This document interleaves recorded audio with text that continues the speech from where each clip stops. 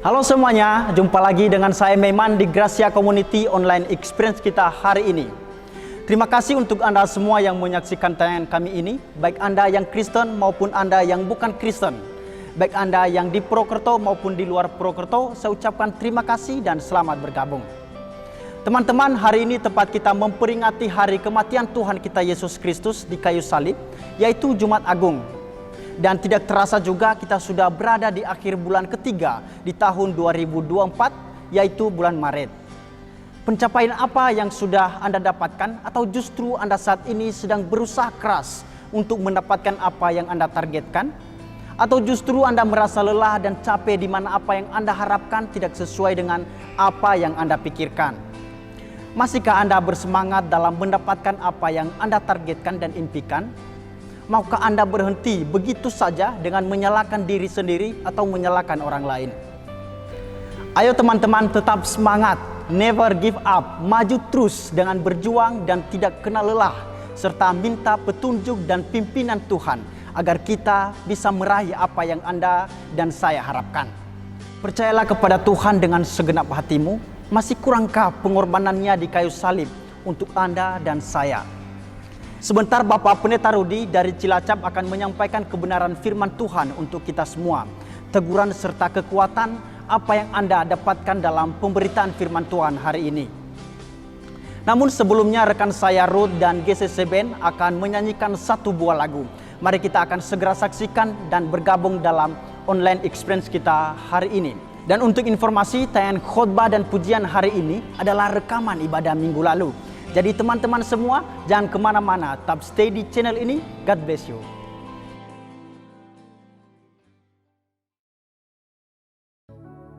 Kami bersyukur Tuhan, Kau Allah yang baik. Kau Allah yang maha tahu dan mengerti setiap detail kehidupan kami Tuhan.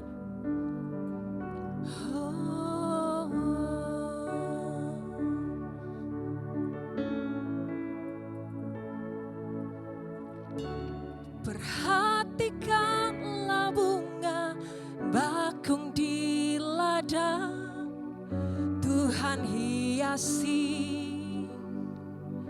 tanpa bekerja. Apalagi kita orang percaya, Tuhan pelihara, Tuhan cukupkan.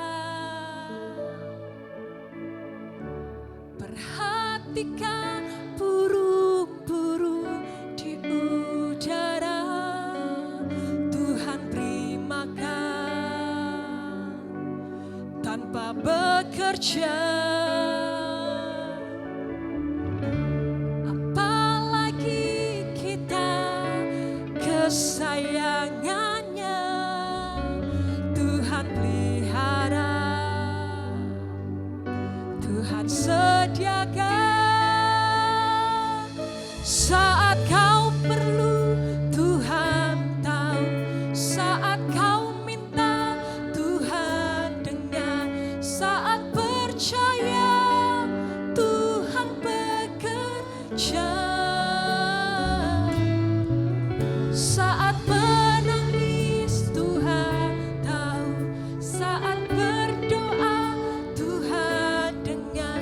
Saat bersyukur, Tuhan berkati. Beri tepuk tangan buat Tuhan kita. Makasih Tuhan. Bersama nyanyikan. Perhatikanlah bunga bakung di ladang, Tuhan hiasi tanpa bekerja. Apalagi kita orang percaya, Tuhan pelihara, Tuhan cukupkan. Perhatikan burung-burung di udara, Tuhan beri makan tanpa bekerja. Apalagi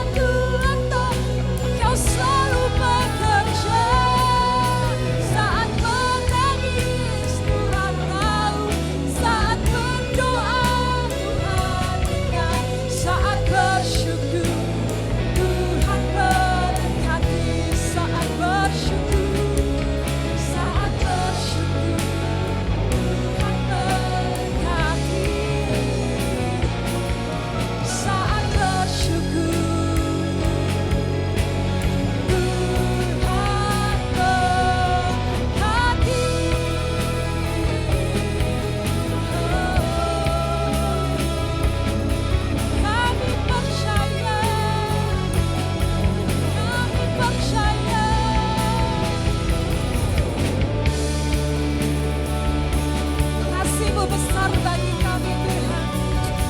Kami percaya Tuhan, kebajikan, kemurahan selalu mengikuti kami. Aku percaya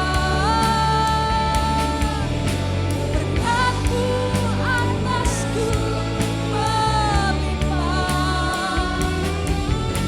Kebajikan, kemurahan selalu mengikutiku. Ku puji, sembah Kau Tuhan. Aku percaya, aku percaya berkat-Mu atasku melimpah. Kebajikan, kemurahan selalu mengikutiku. Ku puji, sembah Kau. Yang percaya, angkat tanganmu tinggi-tinggi. Aku percaya berkat-Mu atasku melimpah. Kebajikan, kemurahan selalu mengikutiku. Ku puji, ku sembah Kau Tuhan. Kebajikan, kemurahan, kebajikan, kemurahan selalu mengikutiku. Ku puji, ku sembah Kau Tuhan. Kebajikan, kemurahan selalu mengikutiku. Ku puji, ku sembah Kau Tuhan. Haleluya, haleluya Tuhan.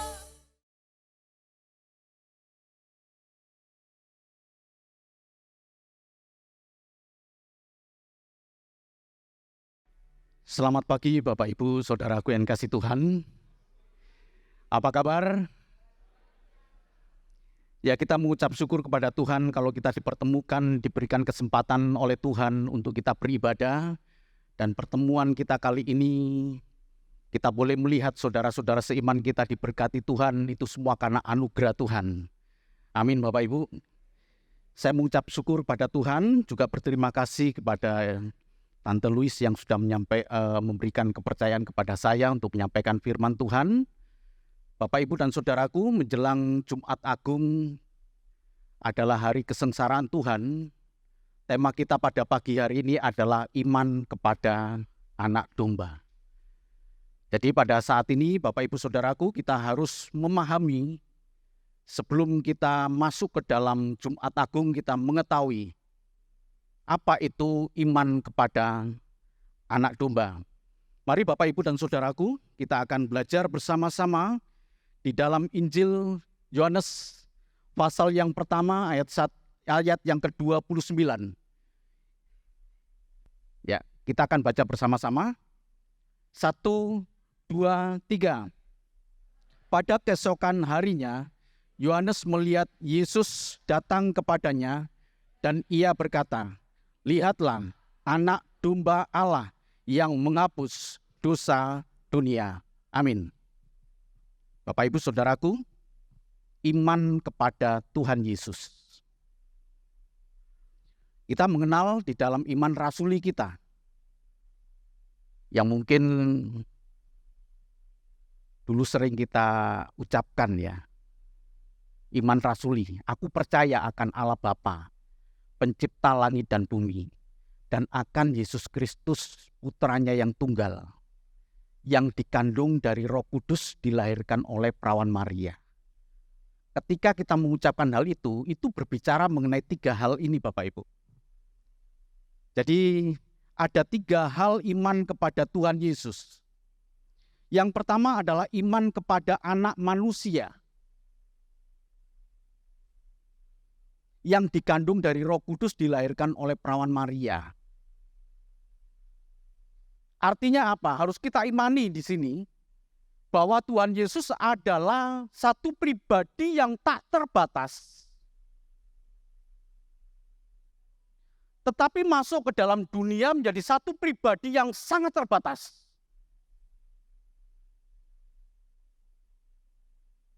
Hikmatnya pun bertambah-tambah sesuai dengan usia. Dia dilahirkan sama seperti kita dan tidak ada, dalam arti kata secara perkembangan tidak ada hal yang spesial karena gara-gara dia adalah Allah yang menjadi manusia kemudian cukup waktu hanya 6 bulan kemudian dilahirkan. Tidak, sama seperti kita, Bapak Ibu Saudaraku. Dia hidup juga dalam keterbatasan.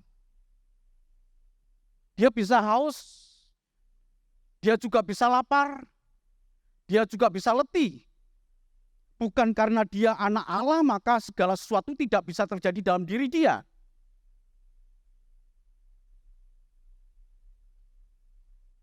Dia terbatas juga. Walaupun dia sebelumnya adalah pribadi yang sudah ada. Sebelum segala sesuatu ada. Tuhan Yesus katakan, aku ada sebelum Abraham ada. Tapi ketika dia masuk dalam dunia, dia menjadi satu pribadi yang terbatas. Dan tidak mungkin dia bisa berada di dua tempat dalam waktu yang sama. Ini yang kita percaya. Yang dikandung dari Roh Kudus dilahirkan oleh perawan Maria. Sama seperti kita.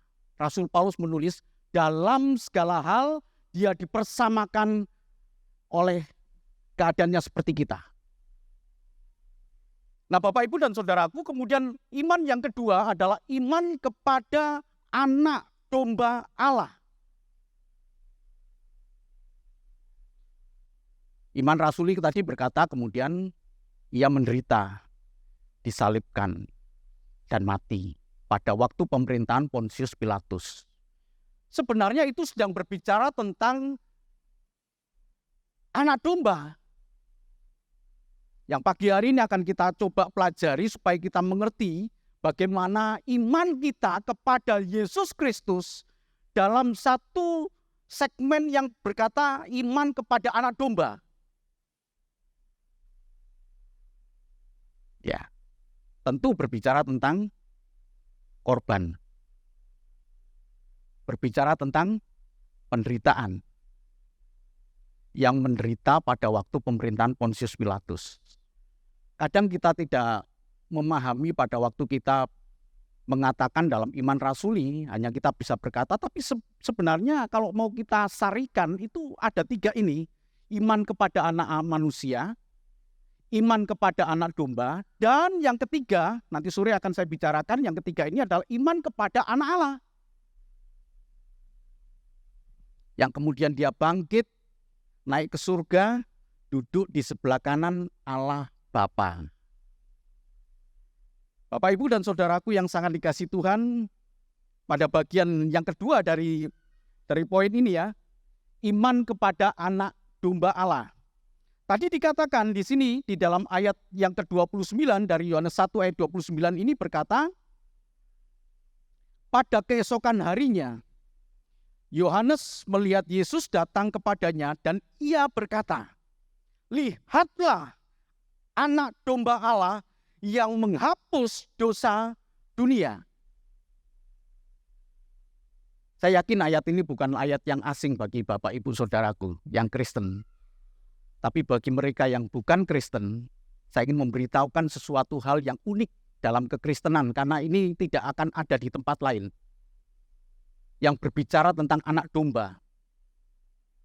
Dan Yohanes adalah orang yang pertama kali menyampaikan maksud tujuan Tuhan untuk datang dalam dunia.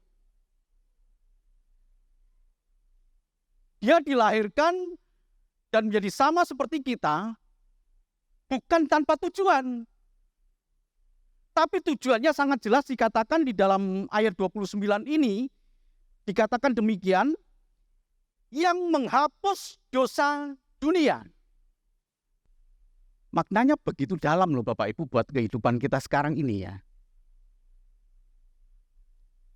Jadi apa yang terjadi dalam Tuhan Yesus itu semestinya menjadi teladan dalam hidup kita. Yohanes mengungkapkan ketika dia menunjuk satu pribadi, lihatlah, ia adalah anak domba Allah yang menghapus dosa dunia. Jadi sama seperti Kristus yang tahu akan tujuannya. Tujuan inilah yang kemudian ingin digagalkan oleh yang jahat iblis. Dalam berbagai kesempatan, tujuan ini mesti digagalkan oleh yang jahat. Masih ingat cerita tentang Tuhan Yesus berpuasa 40 hari 40 malam. Dan tiba saatnya kemudian Tuhan Yesus lapar. Maka datanglah pencoba. Jadi Bapak, Ibu, dan Saudaraku, waktu Tuhan Yesus dicobai ini adalah ingin mengalihkan langkah Tuhan Yesus, tujuan Tuhan Yesus untuk naik ke Golgota untuk menghapus dosa manusia, ini coba digagalkan oleh sang pencoba itu supaya tidak sampai kepada tujuan itu. Jika engkau anak Allah, jadikanlah batu ini menjadi roti. Bayangkan Bapak Ibu, ini godaan yang tidak sederhana Bapak Ibu. Karena status kealahannya Tuhan Yesus sedang diusik. Sementara Tuhan Yesus adalah pribadi Allah yang mengosongkan diri. Ingat ya, mengosongkan diri. Artinya betul-betul tidak ada dalam diri dia kealahan pada waktu Tuhan Yesus mengosongkan diri. Karena dia harus sama seperti kita. Sekarang sedang ada godaan, jika engkau ini anak Allah, jadikanlah batu ini menjadi roti.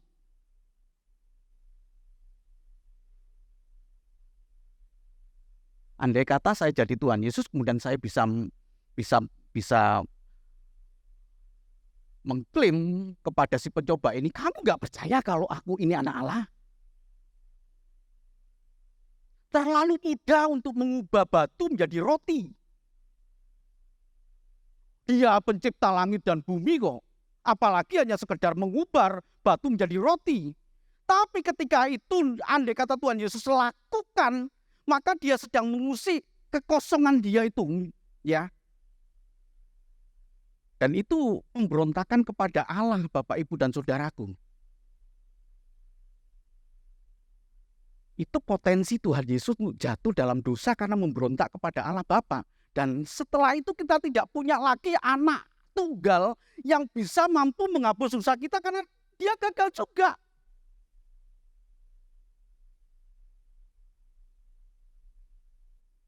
Itulah sebabnya kemudian Tuhan Yesus berkata manusia hidup bukan dari roti saja tapi dari firman Allah. Menang. Tapi nggak sampai di situ Bapak Ibu. Ada godaan lagi yang pada intinya godaan itu sedang mengalihkan langkah Tuhan Yesus, tujuan Tuhan Yesus untuk menghapus dosa manusia. Supaya gagal. Jadi kalau kita lihat di sini, sama seperti Kristus yang tahu akan tujuannya. Menghapus dosa dunia itu adalah tujuan Tuhan Yesus yang sangat jelas.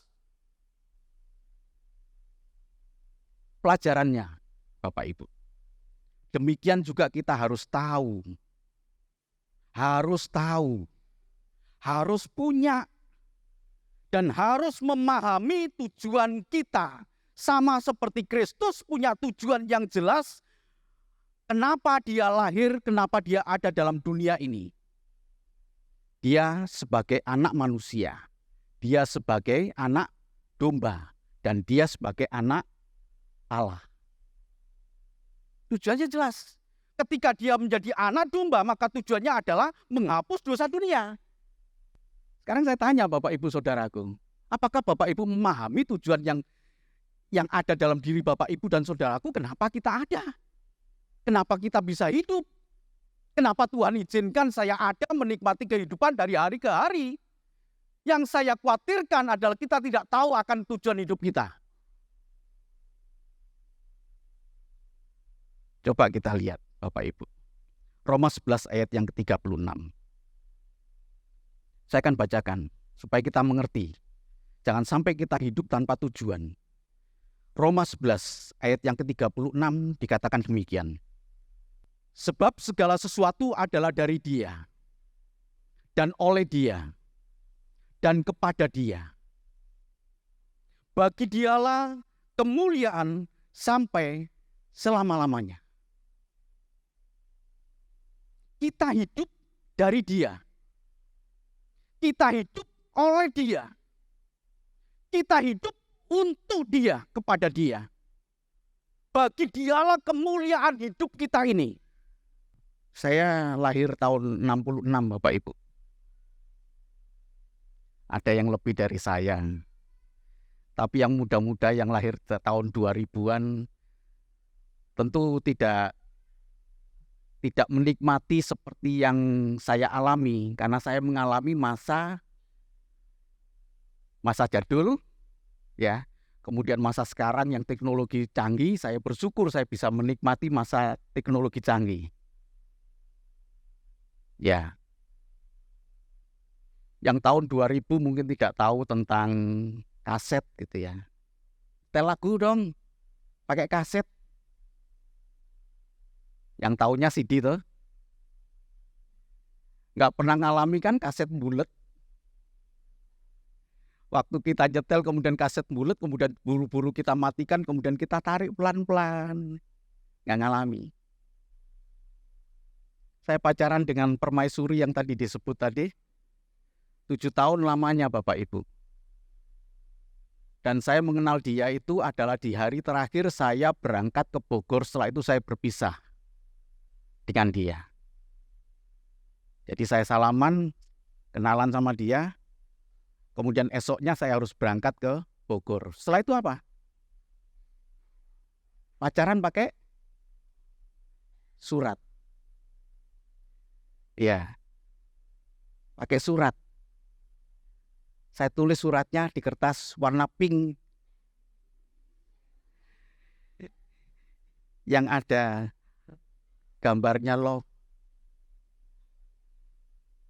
Kan nggak mungkin saya nanya di dalam surat itu kemudian kamu sedang apa? Nggak mungkin. Kenapa? Karena saya kirim hari ini, seminggu kemudian baru nyampe. Karena ada perangko yang waktu itu harganya hanya 50 perak, itu yang biasa, yang seminggu baru nyampe. Tapi kalau mau ekspres sekitar 100 perak, tambahi, nah itu kemudian ditulis itu kilat.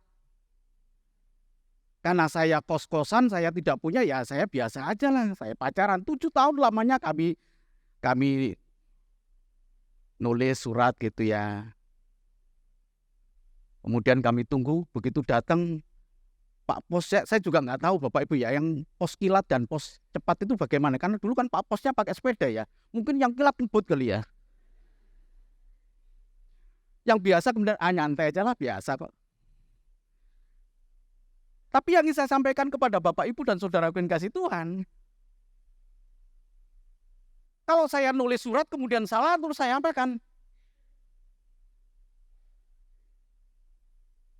nggak kenal kan yang zaman-zaman sekarang yang tipek itu kan, tipek ya, dikocok dulu kemudian ada kuasnya, set. Kalau sekarang kan nggak kan WA, kamu lagi ngapain, kamu di mana? Yang menyebalkan kalau punya pacar yang protektif itu ya, dikit-dikit ditanya, 5 menit ditanya, kamu makan apa? Jangan lupa makan ya.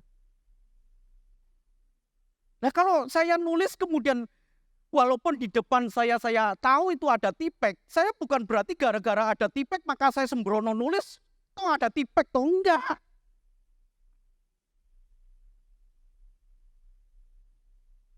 Tapi saya harus hati-hati, bayangkan ya. Kalau surat cinta saya itu kemudian penuh dengan tipek, apa artinya? Jadi saya tulis pelan-pelan. Saya berpikir kemudian nulis. Begitu pula dengan Kristus, anak domba Allah.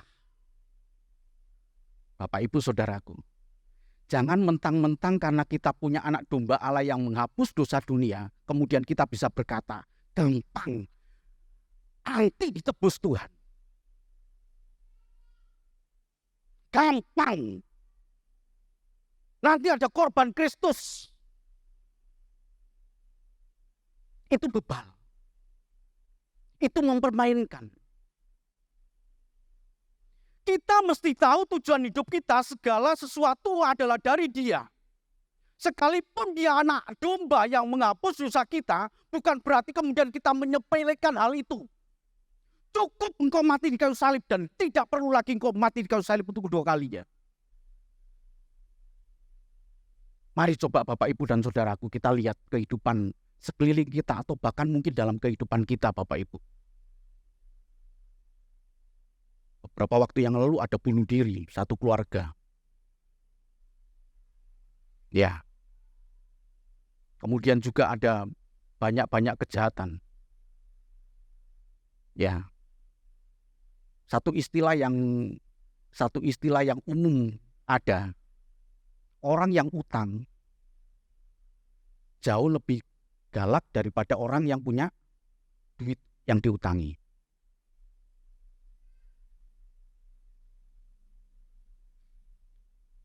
Ada orang yang utang ya.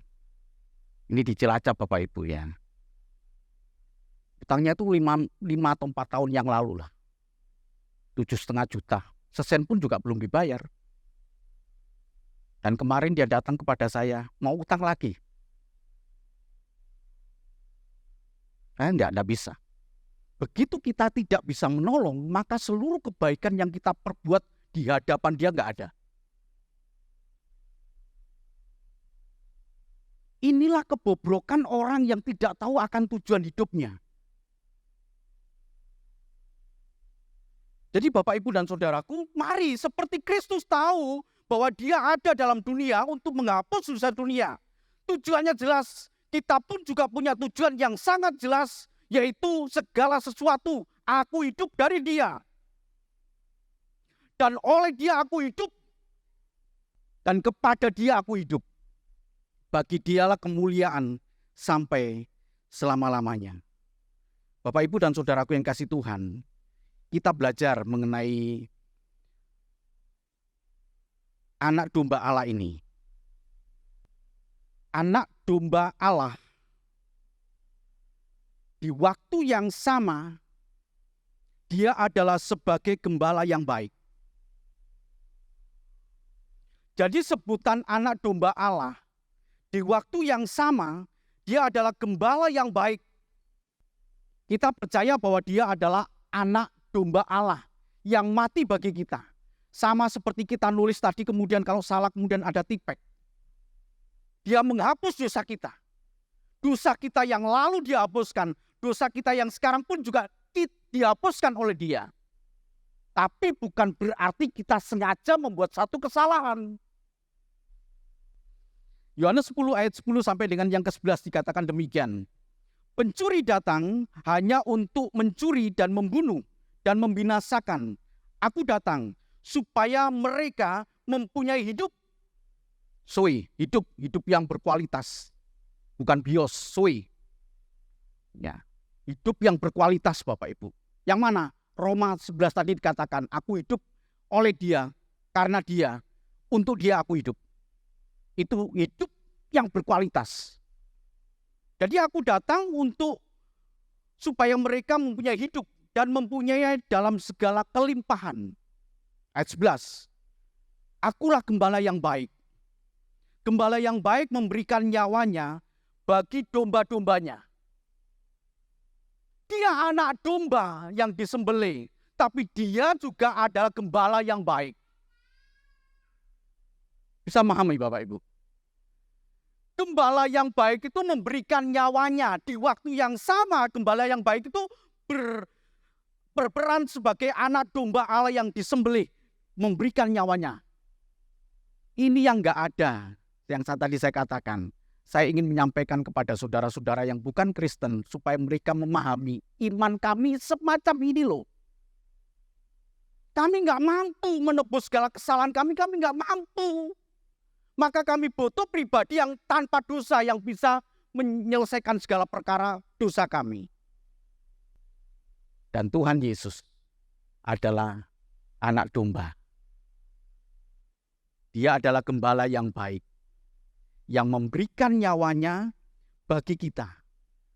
Dia gembala yang baik, dan kemudian dia berfungsi sebagai anak domba yang disembelih, yang memberikan nyawanya.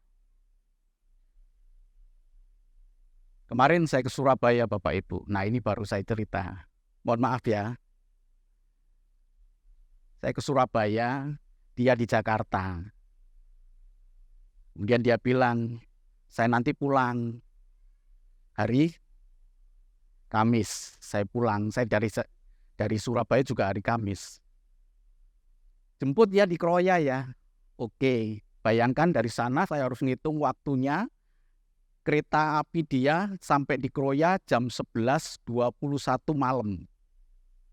Saya coba hitung perjalanan saya berangkat dari Surabaya itu, dan maaf ya, dari Pandaan, kota saya lebih jauh lagi dari Surabaya. Saya berangkat jam 2 siang. Saya harus sampai di Kroya paling tidak setengah 11 atau jam 11 lah paling tidak. Maka saya jalan kemudian sampai malam kira-kira jam 9 itu sampai di Petanahan. Jam 9 sampai di Petanahan. Dan ternyata ada kecelakaan. Panjang sekali macetnya. Waduh, gimana ini? Ini jam 9. Sementara saya harus nyampe di sana jam 11 paling tidak. Minta kepada yang belakang lagi, mundur sedikit Pak. Mundur. Saya punya kesempatan untuk balik. Sudah jam 9 malam Bapak Ibu. Saya balik, kemudian saya lewat ke Pantai Ayak yang jalannya itu. Mungkin ada yang sudah pernah ke sana, luar biasa kan. Saya sampai di sana sekitar jam setengah 10. Wah, udah. Sampai di Kroya jam 11. Saya punya waktu kira-kira setengah jam untuk tidur, untuk menunggu dia. Jam 11.20 saya WA ke dia. Ojo keturun. Nah, ini yang dari Nias ya. Ini bahasa Ibrani yang disempurnakan. Ojo keturun. Jangan tidur. Kurang 10 menit lagi nyampe. Centang 1. Tak telepon, nggak diangkat-angkat. Begitu nyampe pengumuman kereta api Sawunggali datang, saya seperti leher saya itu seperti nonton bola pingpong. Tak amati orang, nggak ada. Diumumkan kereta api Sawunggali berangkat menuju Kutoarjo. Aduh, kemana permaisuri saya? Tak telepon nggak diangkat. Sampai saya kemudian nelpon anak saya yang di Jogja. Rufus, tolong teleponi ibumu. Ini kok nggak ada. Saya masuk ke stasiun. Siapa tahu dia masih di sana, mungkin ke toilet dan lain sebagainya. Nggak ada. Waduh, udah. Ya saya udah pasrah. Sampai dengan jam 12. Jam 12 baru kemudian anak saya ngasih tahu. Pak, udah itu Pak, Ibu. Aku keturun. Aku ngudun gombong. Bayangkan Bapak Ibu, dari Surabaya saya menuju Kroya, harus kemudian dia katakan, udah kamu nggak usah jemput aku, kata dia. Aku naik kereta. Loh, naik kereta jam berapa? Adanya 1:30. Nggak usah, tunggu di situ. Saya kemudian bablas. Pikir saya 1:30 udah nyampe, nanti di rumah udah santai-santai. Surabaya, Kroya, Gombong, Cilacap. Saya sadar saya sudah ditebus oleh darah Kristus. Amin. Ya. Saya nggak marah. Dan perlu Bapak Ibu ketahui, ini untuk kedua kalinya dia ketiduran.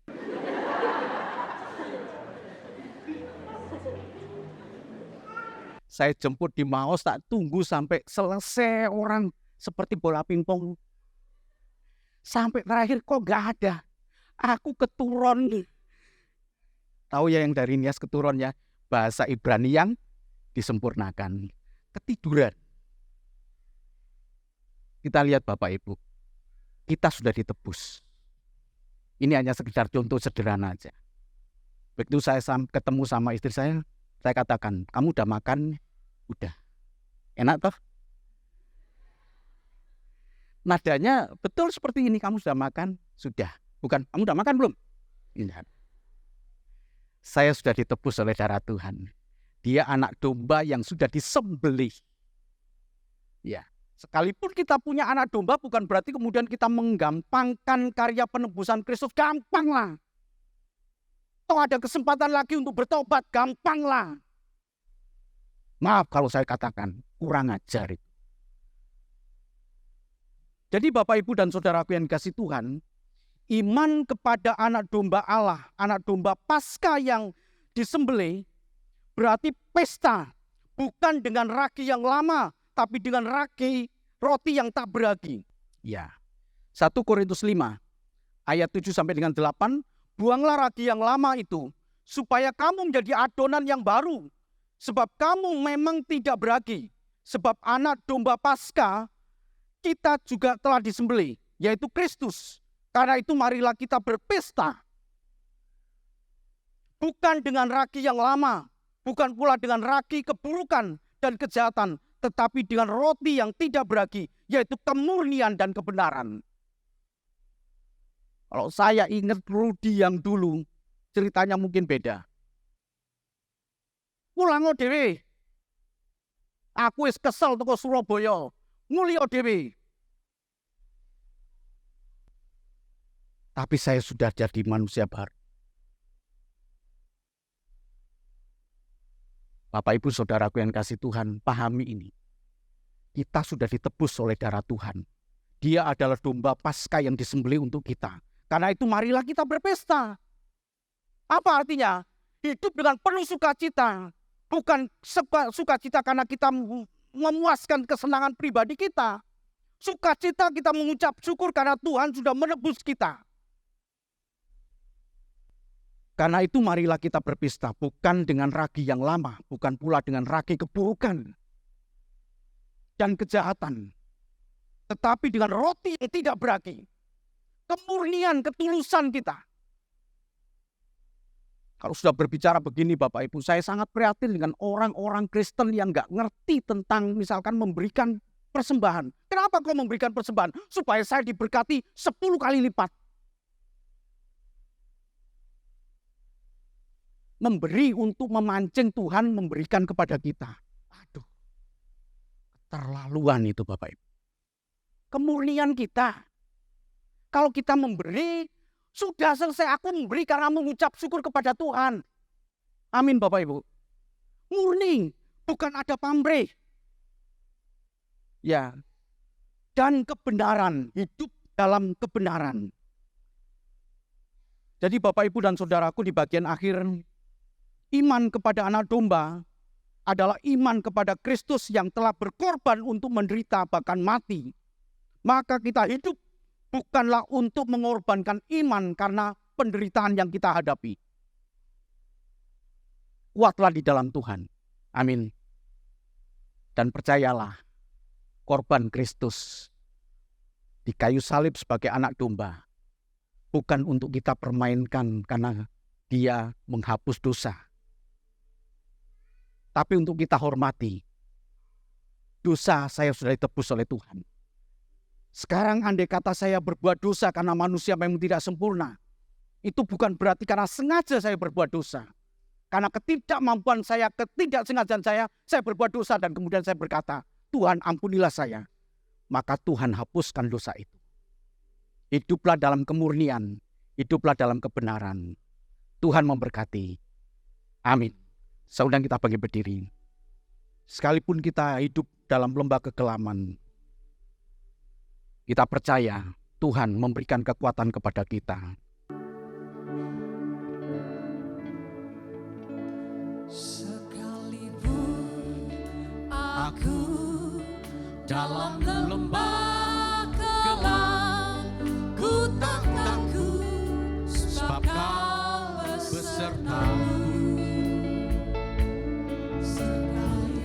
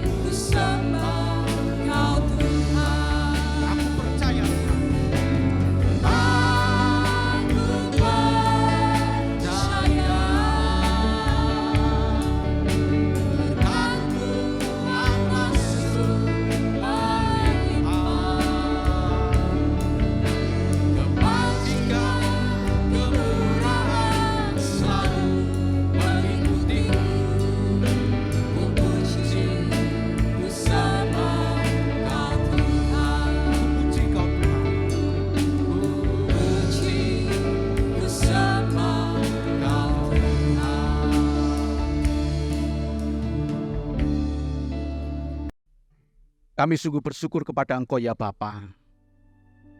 Engkau mengingatkan kembali kepada kami semua Tuhan, bahwa kami punya anak domba Allah, yang suatu hari nanti Tuhan, seperti firman Tuhan, kami akan bertemu muka dengan muka. Dan kami sampaikan ucapan syukur karena Engkau yang menghapus dosa kami semua Tuhan. Iman kepada anak domba Allah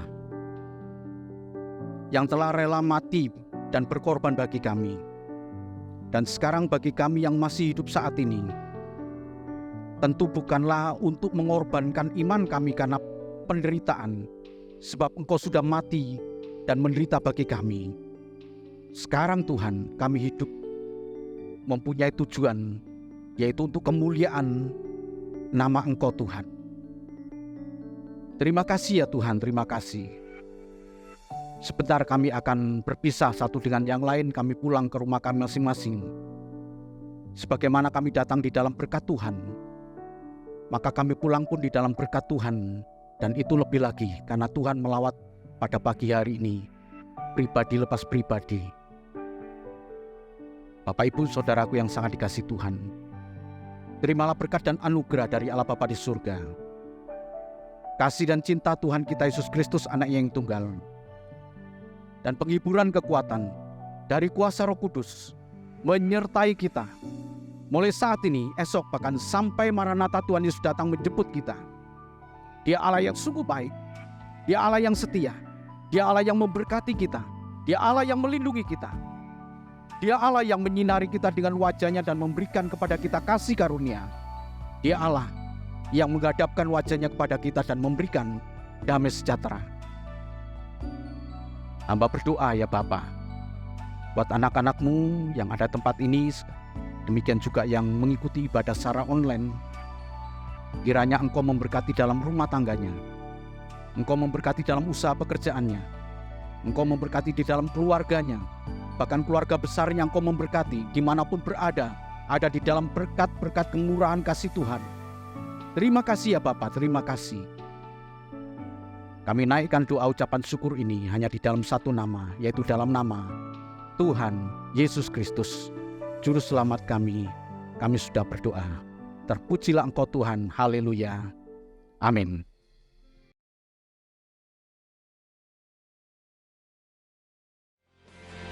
Terima kasih Bapak Pendeta Rudi untuk pesan firman Tuhannya. Semoga kita semua diberi kekuatan dan semangat yang baru untuk menjalani hidup ke depan. Dan kepada semua tim GCC Purwokerto, Anda semua luar biasa dan salam kompak selalu.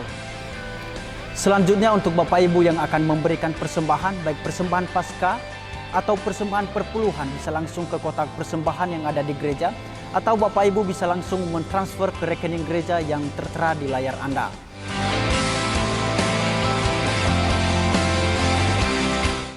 Kiranya Tuhan memberkati dan memberi kemudahan untuk segala usaha pekerjaan Bapak Ibu semua. Saya Meman, sampai jumpa di online experience kita minggu depan. Tuhan Yesus memberkati.